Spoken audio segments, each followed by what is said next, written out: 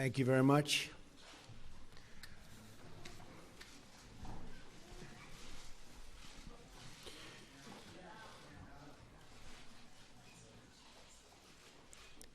Thank you. Today I have the honor of welcoming my friend, Prime Minister Benjamin Netanyahu, to the White House. With this visit, the United States again reaffirms our unbreakable bond with our cherished ally, Israel. The partnership between our two countries, built on our shared values, has advanced the cause of human freedom, dignity, and peace. These are the building blocks of democracy. The State of Israel is a symbol to the world of resilience in the face of oppression. I can think of no other state that's gone through what they've gone, and of survival in the face of genocide. We will never forget what the Jewish people have endured. Your perseverance in the face of hostility, your open democracy in the face of violence, and your success in the face of tall odds is truly inspirational. The security challenges faced by Israel are enormous, including the threat of Iran's nuclear ambitions, which I've talked a lot about. One of the worst deals I've ever seen is the Iran deal. My administration has already imposed new sanctions on Iran, and I will do more to prevent Iran from ever developing, ever, a nuclear weapon.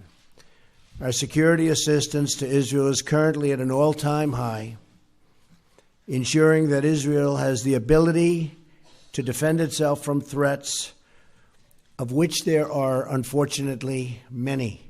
Both of our countries will continue and grow. We have a long history of cooperation in the fight against terrorism and the fight against those who do not value human life.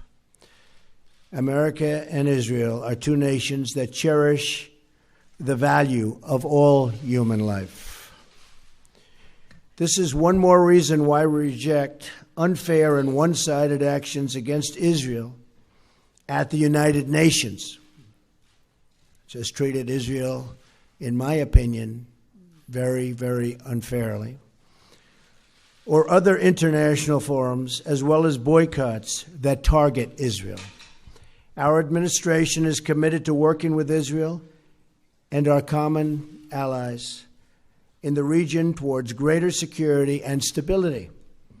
That includes working toward a peace agreement between Israel and the Palestinians.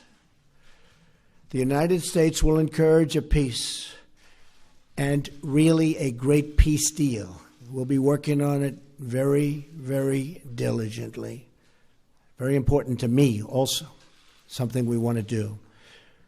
But it is the parties themselves who must directly negotiate such an agreement.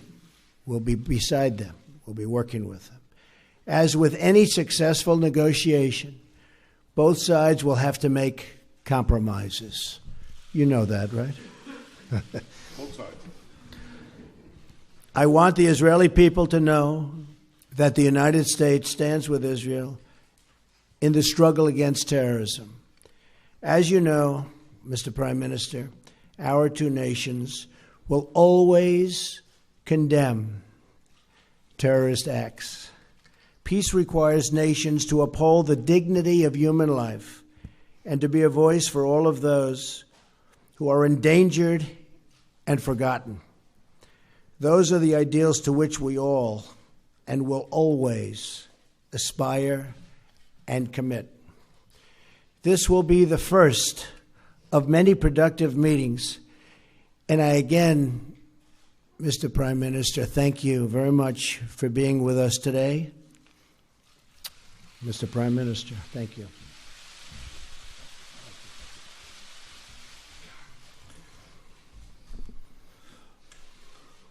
President Trump, thank you for the truly warm hospitality you and Melania have shown me, my wife Sarah, our entire delegation. I deeply value your friendship. To me, to the State of Israel, it was so clearly evident in the words you just spoke. Israel has no better ally than the United States. And I want to assure you, the United States has no better ally than Israel. Our alliance has been remarkably strong. But under your leadership, I'm confident it will get even stronger. I look forward to working with you to dramatically upgrade our alliance in every field, in security, in technology, in cyber and trade, and so many others, and I certainly welcome your forthright call to ensure that Israel is treated fairly in international forums and that the slander and boycotts of Israel are resisted mightily by the power and moral position of the United States of America.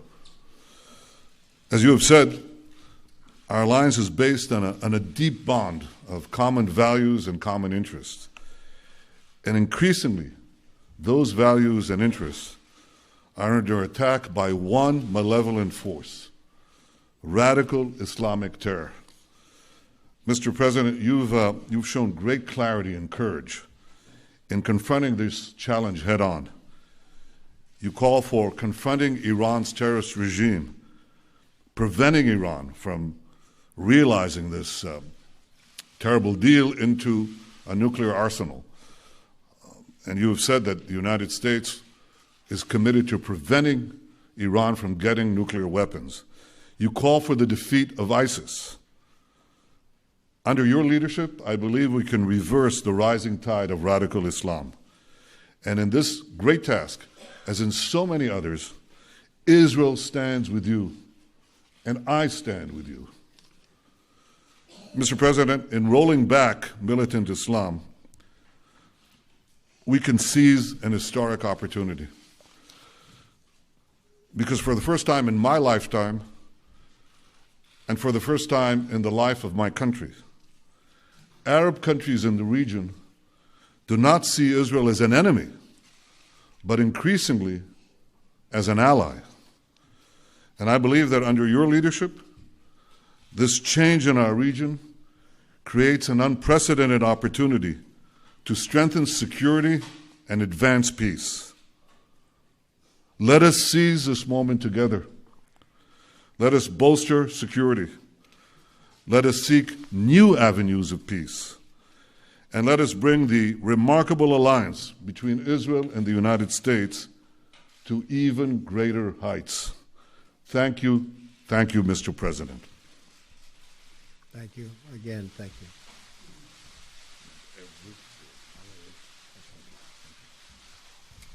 We'll take a couple of questions. David Brody, that's Christian Broadcasting. David? Thank you, Mr. President, Mr. Prime Minister. Both of you have criticized the Iran nuclear deal and at times even called for its repeal. I'm wondering if you're concerned at all as it relates to not just the National Security Advisor, Michael Flynn, who is recently no longer here, but also some of those events that have been going on with communication in Russia, if that is going to hamper this deal at all and whether or not it would keep Iran from becoming a nuclear state. And secondly, on the settlement issue, are you both on the same page? How do you exactly term that as it relates to the settlement issue? Thank you. Michael Flynn, General Flynn, is a wonderful man. I think he's been treated very, very unfairly by the media, as I call it, the fake media in many cases. And I think it's really a sad thing that he was treated so badly. I think in addition to that, from intelligence, papers are being leaked, things are being leaked. It's criminal action, criminal act. And it's been going on for a long time, before me, but now it's really going on. And people are trying to cover up for a terrible loss that the Democrats had under Hillary Clinton. I think it's very, very unfair what's happened to General Flynn, the way he was treated, and the documents and papers that were illegally, I stress that, illegally leaked. Very, very unfair. As far as settlements, I'd like to see you hold back on settlements for a little bit. we'll work something out, but I would like to see a deal be made. I think a deal will be made. I know that every president would like to. Most of them have not started till late because they never thought it was possible. And it wasn't possible because they didn't do it. But Bibi and I have known each other a long time. A smart man, great negotiator. And I think we're going to make a deal. It might be a bigger and better deal than people in this room even understand. That's a possibility. So let's see what we do. Let's try it. Doesn't sound too optimistic, but that's he's a good negotiator. That's the art of the deal. I also want to thank Sarah. Could you please stand up? You're so lovely, and you've been so nice to Melania. I appreciate it very much.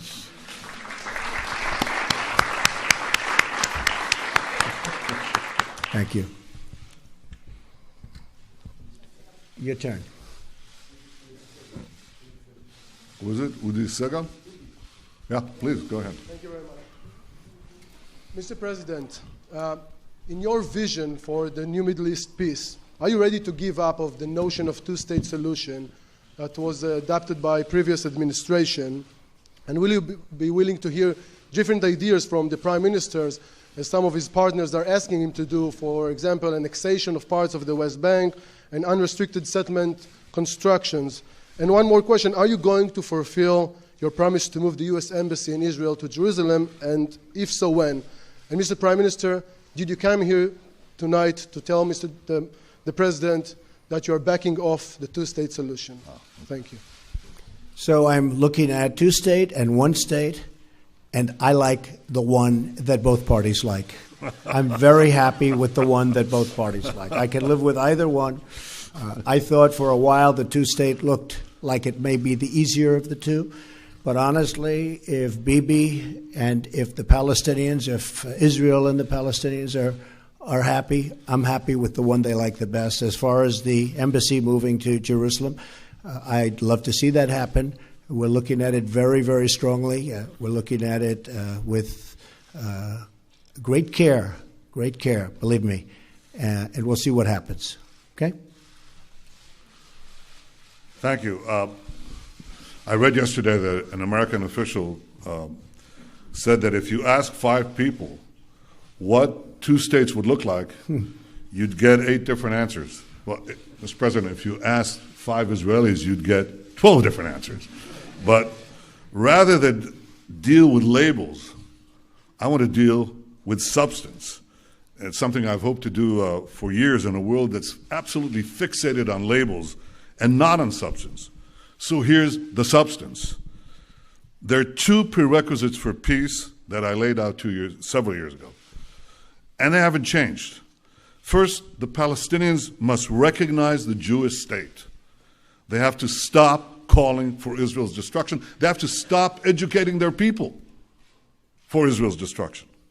Second, in any peace agreement, Israel must retain the overriding security control over the entire area west of the Jordan River, because if we don't, we know what will happen.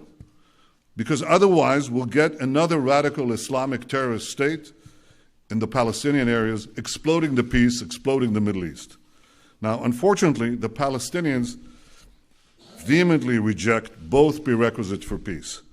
First, they continue to call for Israel's destruction inside their schools, inside their mosques, inside the textbooks. You have to read it to believe it. They even deny, Mr. President, our historical connection to our homeland. And I suppose you have to ask yourself, why are Jews called Jews? Well, the Chinese are called Chinese because they come from China. The Japanese are called Japanese because they come from Japan. Well, Jews are called Jews because they come from Judea. This is our ancestral homeland. Jews are not foreign colonialists in Judea. So unfortunately, the Palestinians not only deny the past, they also poison the present. They name public squares in honor of mass murderers who murdered Israelis, and I have to say, also murdered Americans. They pay monthly salaries to the families of murderers, like the family of the terrorist who killed Taylor Force, a wonderful young American, a West Point graduate, who was stabbed to death while visiting Israel. So this is the source of the conflict. The persistent Palestinian refusal to recognize a Jewish state in any boundary, this persistent rejectionism, that's the reason we don't have peace. Now that has to change. I want it to change. Not only have I not abandoned these two prerequisites of peace, they've become even more important because of the rising tide of fanaticism that has swept the Middle East and has also, unfortunately, infected Palestinian society. So I want this to change. I want those two prerequisites of peace, substance, not labels. I want them reinstated. But if anyone believes that I, as Prime Minister of Israel, responsible for the security of my country, would blindly walk into a Palestinian terrorist state that seeks the destruction of my country, they're gravely mistaken.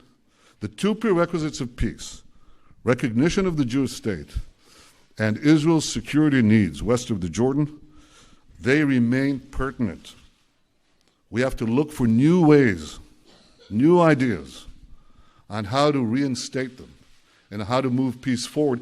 And I believe that the great opportunity for peace comes from a regional approach, from involving our newfound Arab partners in the pursuit of a broader peace and peace with the Palestinians. And I greatly look forward to discussing this in detail with you, Mr. President, because I think that if we work together, we have a shot. And we have been discussing that, and it is something that is very different, hasn't been discussed before, and it's actually a much bigger deal, a much more important deal in a sense.